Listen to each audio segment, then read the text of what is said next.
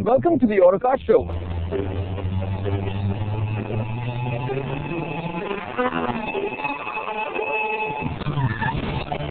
Actually, scratch that. Hello and welcome to the Autocar India Track Day 2016, which means our regular viewers will know that we are at the MMRT at Chennai.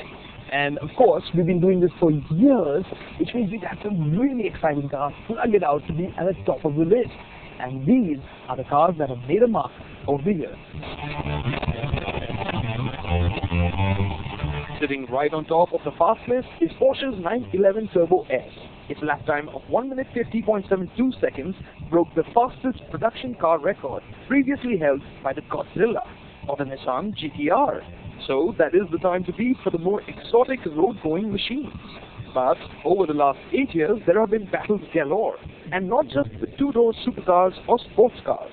There are fast four-doors of all sorts, some swoopy, some brash. There have been luxury sedans with a chip on their shoulders. There have been crossovers with zing and humble hatchbacks. And for 2016, as you can see, the lineup is quite a mix. There are a few front-wheel drive hatches, and this one is a diesel. But the Ford Figo TDCi shouldn't feel shy. It has 100 horsepower and the promise of Ford genetics. Maruti Suzuki's Baleno doesn't have the heritage, but it has a promising formula. It has kept its weight low and packs a punchy petrol engine. This Scorpion-badged Fiat Punto has a massive 145 horsepower, and well, it is an Abarth, so it should really pack some sting, right? And now starts the front-engine rear-wheel drive lineup. Here is the Jaguar XE, which might be the baby of its family, but with 240 horsepower, it should have plenty of bite. Then there is the Mercedes-AMG C63S with 510 horsepower and rear-wheel drive. It is the one to watch out for. Audi 333 horsepower S5 may not have as much power as the Merc, but it has quattro all-wheel drive. Stepping up to the sportiest SUV from Porsche, the Macan Turbo. Will 400 horsepower and all-wheel drive be enough to make up for its weight and height? Then we get slammed back down to the ground with the Lamborghini Huracan LP580-2.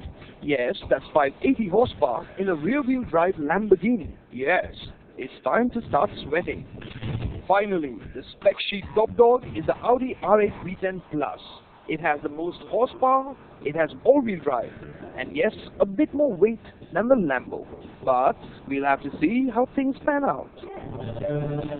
Now, true to our yearly ritual, there is one set of hands that we depend upon to get the very best out of these cars, quickly get the best time, and give us, crucially, the right feedback on each car, the fastest Indian, Naren Karthikeyan.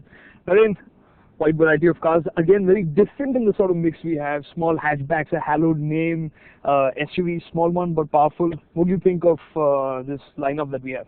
Yeah, as you said, we have a mixed variety of cars. So going from the small to the bigger cars, the Fiat Punto Abarth obviously is a nice little hatchback, and the supercars, the Lamborghini Huracan and the Audi R8 V10 Plus are something to look forward to. And you know, you have the rear-wheel drive C63 AMG. That's going to be a lot of fun. See, we have one SUV with the Macan Turbo this year, so obviously I look forward to this day every year, and here we are, and let's have some fun.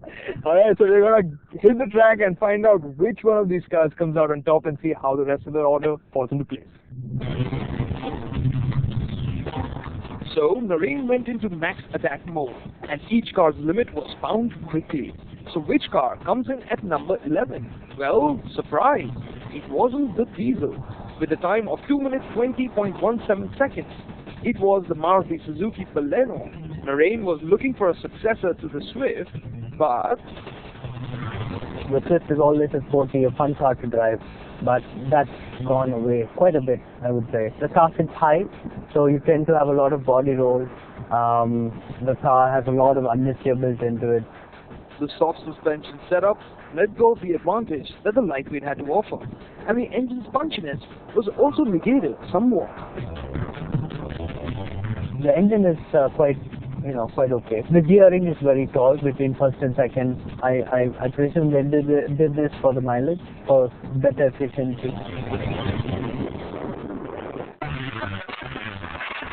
While people might buy diesels for fuel efficiency, the Ford Figo TDCi shows that it could be frugal and fun. Being a diesel, we thought it would be, not so strong as the competition. I'm really surprised. It's a nice little engine and it pulls all the way through the rev. The car is actually a lot of fun to drive. It oversteers a lot. You can have a lot of fun with it. I'm very impressed with this car from a dynamics point of view. But some finer points didn't sit too well with Marine. The interiors may not be, as sporty and as, the driving position and so on. Not in the same level as the Baleno, but overall, the most important thing is the dynamics. With the EcoBoost engine, it might be that much more fun. But while we wait for Ford to wake up to that, Fiat has already gone and done it. A hot hatch. Expectations were quite high, and it clocked a time of 2 minutes 16.96 seconds. That's 3 seconds faster than the Punto. But was that enough for Marine? They could have done such a fantastic car out of this, but just being a couple of seconds faster than the diesel Figo doesn't say much, does it? There is no feel from the steering. It drives a lot. There's phenomenal body roll. You have a phenomenal drivetrain, as I told you, but the chassis is nowhere close to getting the best out of the. It's a letdown for the Abarth brand, to be honest. While it may not have been hot on the track, the Abarth can be fun on the road.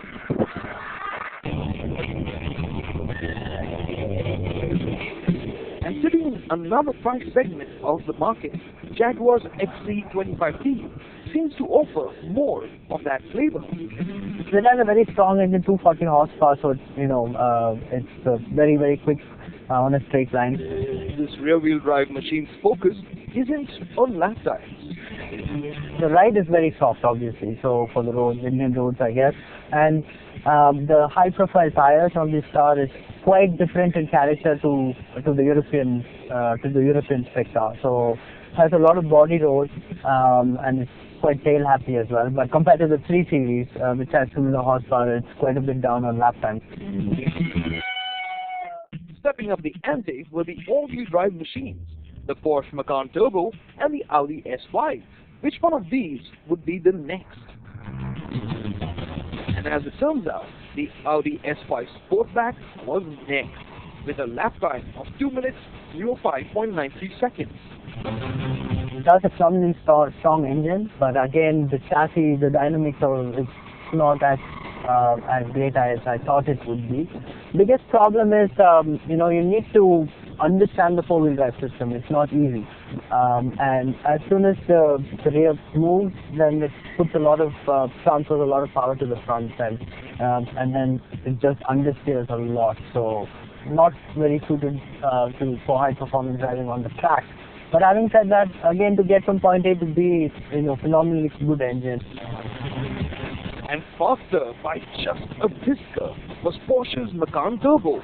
Just for the record, it weighs nearly 2 tons and stands well off the ground. But those weren't the stumbling blocks. It took Lorraine some time to get used to the all-wheel drive system. And Lorraine also had to figure his way around the engine. I don't know if this car had a problem or what, but especially coming out of the last corner and so on, in third and fourth gear, just was struggling to pull it through. I think there's some safety built into it as well, so it doesn't, it lets you go sideways for a bit and then, it momentarily cuts it out, and then, the electronics take it over and then it's not fun to drive. That is 6 down and 3 to go.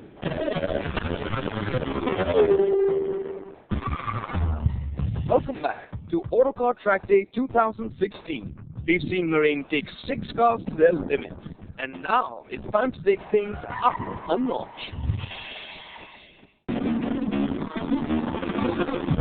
Finally, it was time to celebrate as the Mercedes-AMG C63S ducked under the 2-minute mark with a lap time of 1 minute 59.08 seconds. On the straight line, it's just stonking, it's just so quick. We did 192k, which is for the sedan. it's quite fast on this track. But being a four-door sedan, it has some drawbacks. Plus, you can feel the weight of the car; it's so heavy as well, and you know the braking performance and so on is not the best. Just dynamics of it, probably it's a bit too soft in the suspension side of things. That kind of makes it a handful to drive. You know, it can't put the traction down properly, but you know, it's still a phenomenal package. And you know, as I said, a four-door sedan being this quick, you know, you really need to go and drive it in the Autobahn. So that brings us to the top two. Which one would be next on the list? And the second fastest car of 2016 is the Audi R8 V10 Plus. The four-wheel drive system is definitely feels a lot different to the older car, but in a good way. It's much more safer, I would imagine, and mid-engine cars are pretty unforgiving when they're sliding. I mean, the engine is just phenomenal. You know, it revs to 8,500 and it sounds really nice, the V10. And one of the few normally aspirated cars, and it's really tough like the Porsche. I think you can keep doing laps and it will, you know, keep going. Now it's the hottest part of the day, so it takes a lot of punishment, this car. So the big advantage on this car is you can use it every day. It's comfortable, and you know, you can drive it in the streets, not a problem. And you can bring it to the racetrack and still be very quick with it. So best of both, I would say.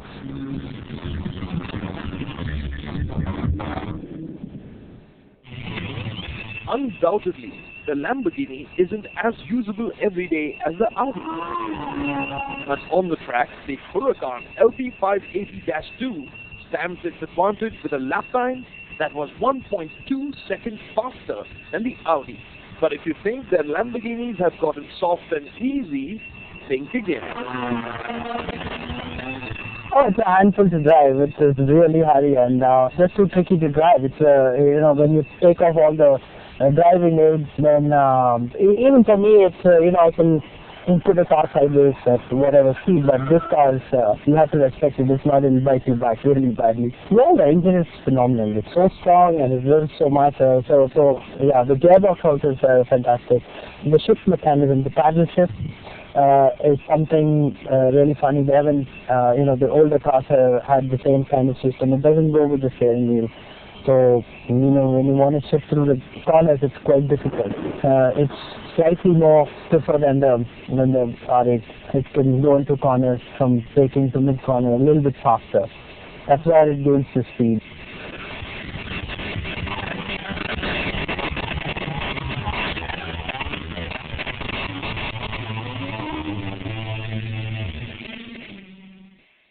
So the Lamborghini Huracan LP580-2 was the fastest production car on sale in India from 2016. But it still sat a few seconds off the time set by the Porsche 911 Turbo from 2015.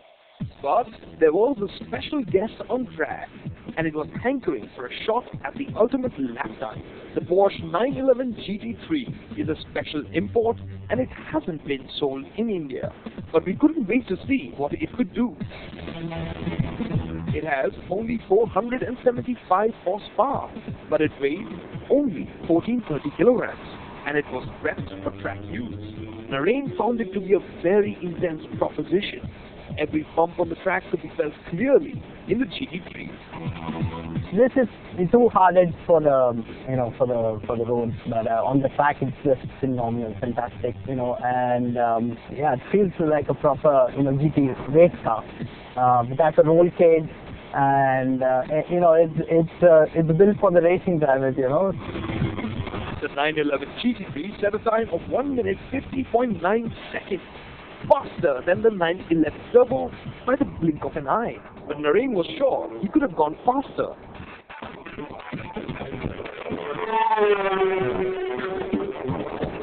I made a small mistake in the last corner, so it would have been the fastest ever car around the Chennai track. You know, it's my dream car, the 911 GT3 or the RS for that matter. But I mean, it's such a phenomenal car. So, you think that was the hard work, but for our man here, that was the easy stuff. Now, talking a little bit about it and telling us really which were the special moments for him is the tough part, but we're going to get to him and see what he really thought of some of those cars. The highlights for you. The highlights would be in the hatchback, I would say the diesel Figo. Because, you know, it just was, it had a very sharp turn in, and it had a lot of, you could, you know, throw the car in and went sideways, and a bit of fun. And apart from that, obviously the Macan Turbo was quite, even though it has a high center of gravity, it kind of handled like a car, and, you know, it was quite fast on the racetrack. So it's not meant to be driven on a racetrack, but nevertheless, it was quite fast. I was a bit surprised with the Huracan. It's still very edgy to drive. So I would say you still need a lot of skill to get the best out of it, because it can bite you badly if you let it, you know, slide and not catch it and not react to it, to what it does. And there was one car that really got you excited, and that was the 911 GT3, which you also said was a lot of work. Could you just put it in perspective compared to the fastest car here today? Well, that's a really hardcore track car, and the 911 GT3 is a phenomenal piece of machine. And I wasn't surprised, you know, it broke the lap record. It's the fastest ever production car on this track. So we are looking at these from the standpoint of best drivers cars as well. So which one would you pick, let's say, at the end of the day? Well, from here, I would, you know, pick the R8 V10 Plus. I would pick that because it has the best of both. It has a soft ride. When you come to the track, then it's a bit, you know, you can have a little bit of fun. And then, I mean, overall, obviously, the GT3 wins hands down.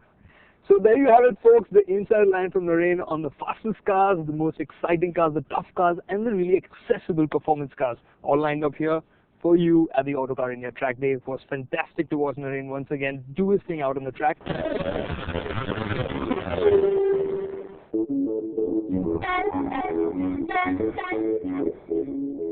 Welcome back once again to the Autocar India Track Day 2016, and now it's time for us to get to the business of two wheels. But before we tell you what's in store today, let's take a look at what all we've had here in the past.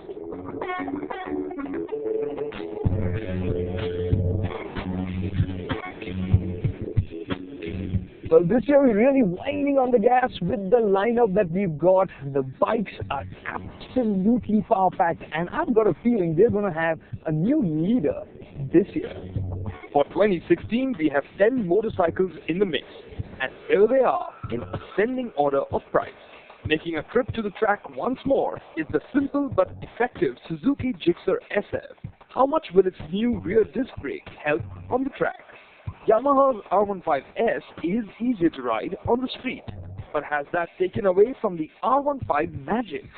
KTM's RC390 is also a repeat visitor, but it now packs a slipper clutch. How much will it help?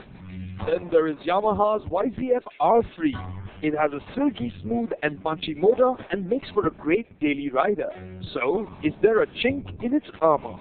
Up at 11 lakhs is Triumph's gorgeous Truxton. We aim to find out whether it deserves the R in its name. Then there is Suzuki's Hayabusa, a speed demon in a straight line. So, will the racetrack trip it up? Kawasaki's ZX-14R is best known for its domination of the track strips. Undoubtedly, it would want to beat the Suzuki here as well. And we have one more Kawasaki, the ZX-10R. It's best known for bringing WSDK technology to the street. No, really, this is a proper racer, and it's at home on the racetrack. We also have a brilliant RSV4, which has been at the bleeding edge of motorcycle technology and performance. And this RF variant is the finest and fastest RSV4 yet. The most expensive bike of 2016 is this, the iconic MV Agusta F4. It's got style and power. Now we'll see if it has the pace. Well, having world-class hardware would mean nothing unless we had the right set of hands to deal with them. And for that, we need somebody incredibly talented, incredibly experienced, and really skilled. And for that, there's one man fit for the job, Rajni Krishnan. Rajni quickly made his way through each bike, starting with the new Suzuki Gixxer SF, followed by the Yamaha R15S and the Yamaha R3. And then there was the KTM RC390. The Triumph Truxton R's capability surprised him. While the Kawasaki ZX-14R was quick, the Suzuki Hayabusa blazed right through. You can watch all that action on our YouTube page. Now it was time for the top 3, the sharpened and honed leader-class hardware, the Kawasaki ZX-10R, the Aprilia RS34 RF, and the MV Agusta F4. Which would be third fastest? The second runner-up of 2016 was the MV, and it proved to be hard to master. The power is very good. Power delivery also very good. But the only problem, I cannot find like a flowing in the corner. Everywhere open, the track is too much aggressive. The MV's lap time was hampered by a couple of reasons. Firstly, its quick shifter wasn't working, and also because it didn't handle as well as expected. Not rideable. It was like too heavy, and the tank is too big. The corners are very difficult to carry because I don't know, maybe too much weight.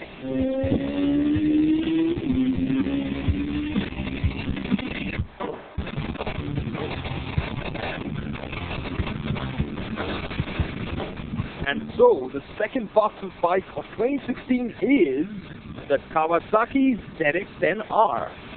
It has a lap time of 1 minute 50.5 seconds. The cutting-edge electronics package and a lot more worked wonders for the Kawasaki. The relay angle is very good because today also Wales Dubai to continuously winning in Kawasaki because then proper setup in the good handling. The handling base amazing and the engine base very good, and after first day only very tall, after maybe second, third very quick. I like overall engine and in style also. But the ZX-10R's performance was held back a bit. I know the tire is not good. Tire also is a very old tire, not good shape. But everywhere sliding in the inside the corner, I'm able to do only that lap timing also. But there are SE1 and SE2, you will do easily 1.5 seconds, 2 seconds fast.